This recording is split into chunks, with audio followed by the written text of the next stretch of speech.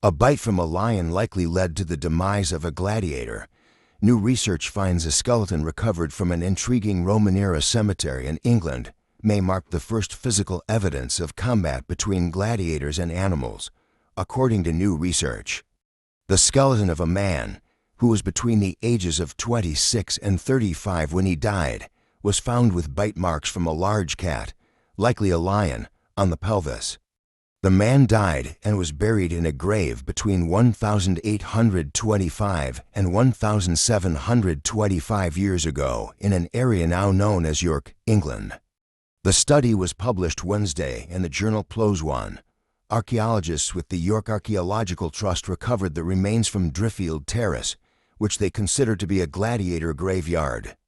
The spot sits along the old Roman road leading out of York and got its graveyard designation after archaeologists announced the discovery of 82 skeletons of able-bodied young men in a 2010 documentary called Gladiators, Back from the Dead. While the Romans documented fights between humans, as well as humans and animals in artwork and records, the physical evidence of gladiators and the battles they faced for the sake of entertaining others is scarce, the study authors said.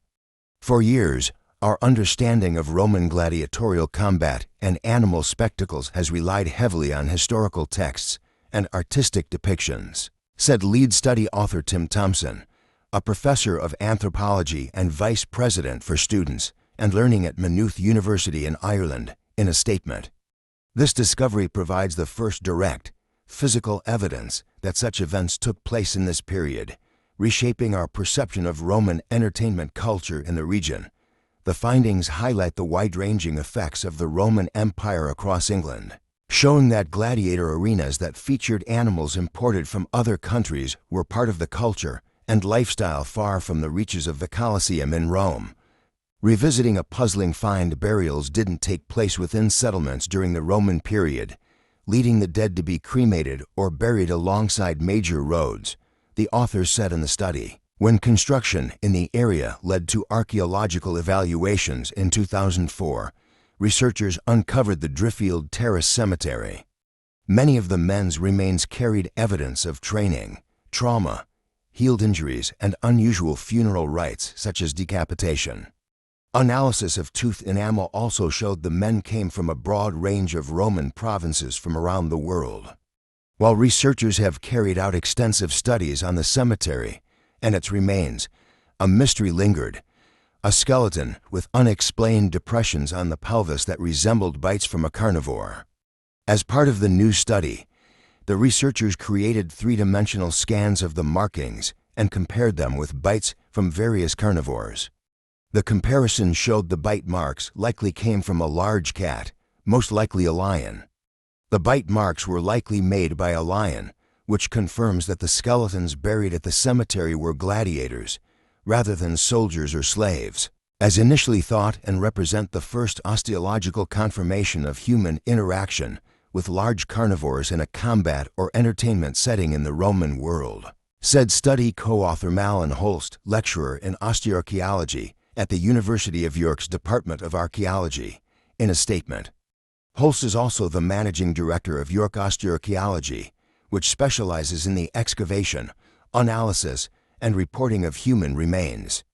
Surviving texts and artwork demonstrate that such encounters between men and beasts were staged during arena spectacles in the Roman Empire, said Kathleen M. Coleman, James Loeb Professor of the Classics at Harvard University. Coleman was not involved in the research, but images can travel to areas where the events themselves do not take place, so on their own they are not conclusive evidence that animal combat took place there, Coleman said. That is why the new skeleton is so important. Additional analysis of the man's bones showed he recovered from malnutrition as a child, but had spinal issues due to overloading his back and inflammation of his lungs and thighs.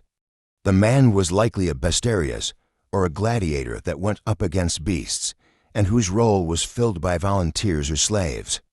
Gladiators could become famous and could buy their freedom, so we have a better understanding now of the complex social world they inhabited, said Barry Malloy, an associate professor in the School of Archaeology at University College Dublin, who was not involved in the study. What we see in art might be considered to be the money shots, or what we might imagine the Romans viewed as the coolest kills that the patron of the art wanted to show their audience. You can imagine in the arena, with an armed person fighting for their life, the winner of human versus animal battles was not a foregone conclusion. Gladiators were viewed as athletes at the time, and their owners wanted them to win so they would be able to fight again, the study authors said. The lion bite never healed, which suggests it led to or caused his death, and the man was decapitated after death. While this was a funeral rite for some in the Roman period, the researchers think the man was decapitated as a mercy killing after the lion bite. This is a hugely exciting find, because we can now start to build a better image of what these gladiators were like in life. And it also confirms the presence of large cats, and potentially other exotic animals, in arenas in cities such as York, and how they too had to defend themselves from the threat of death, Mallon said. But how did a gladiator arena and a lion end up in northeast England? An ancient epicenter of entertainment, images of sparring gladiators, sometimes with one another or with beasts, memorialized in ancient mosaics and pottery, recall the Roman Colosseum, which would have been the classical world's Wembley Stadium of combat, said David Jennings, CEO of York Archaeology and a doctoral researcher in the Department of Archaeology at University of York. Jennings did not participate in the new research. But such brutal sporting events had an extensive reach beyond the core Roman territories, and while an amphitheater likely existed in Roman York, it hasn't been discovered yet, Mallon said. York began as the Roman city of Ebracum, which was founded as a fortress in the year 71 AD, and soldiers remained there until the end of the Roman period in the early 5th century, according to the study authors. Researchers think gladiator-style arena events were occurring there as late as the 4th century, because the city hosted many senior generals and politicians, as well as Constantine, who was proclaimed emperor by his troops in Ebracum in AD 306. The new findings indicate that Britain was well integrated into the customs and systems of the Roman Empire at its peak, and provide evidence that Roman entertainments were widespread across the empire, said Jacqueline Neal, an associate professor of Greek and Roman studies at Carleton University in Ottawa. Neal was not involved in the research, but the presence of lions, rather than local wild boar and deer, in York provided a unique twist for the researchers. Mosaics, such as the corridor of the Great Hunt located in the UNESCO World Heritage Site of Villa Romana del Casale in Piazza Armerina, Sicily, depict how large animals were captured and transported to Rome for sport. The exact context for this encounter might have been a contest between a professional beast fighter and the lion, which would have been exciting for the spectators, who might even have laid bets as to who would win, Coleman said.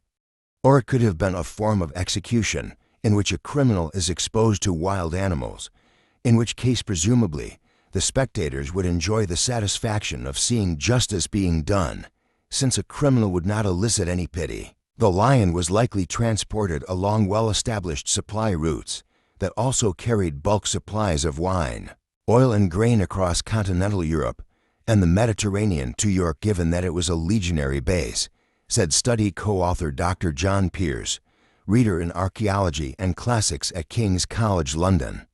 Big cats like lions would have been captured in northern Africa, then transported across the sea before being moved across a network of rivers and eventually the road from London to York. As tangible witnesses to spectacles in Britain's Roman amphitheaters, the bite marks help us appreciate these spaces as settings for brutal demonstrations of power. They make an important contribution to desanitizing our Roman past, Pearce said in a statement. If the man who faced the lion was a professional hunter, as indicated in the study, the entertainment of watching human and a lion interact in the arena was probably more like bullfighting in Spain, Neal said. I do think it's important to not exoticize the Romans. They were much more familiar with death than most modern North Americans, but that doesn't mean that they tried to kill as many people as possible, she said. Roman culture emphasized the control of man over nature. A beast hunt, to me, is a theatrical reenactment of that control. Romans thus used the beast hunts to reinforce a sense of human superiority over nature. Even for the spectators, the skeleton will be part of the Roman exhibition dig, an archaeological adventure in St. Saviourgate in York. While a 3D scan of the bite mark and other depictions of gladiatorial fights in Britain are part of the Travelling Gladiators of Britain, a British Museum partnership exhibition currently on display at the Dorset Museum and Art Gallery.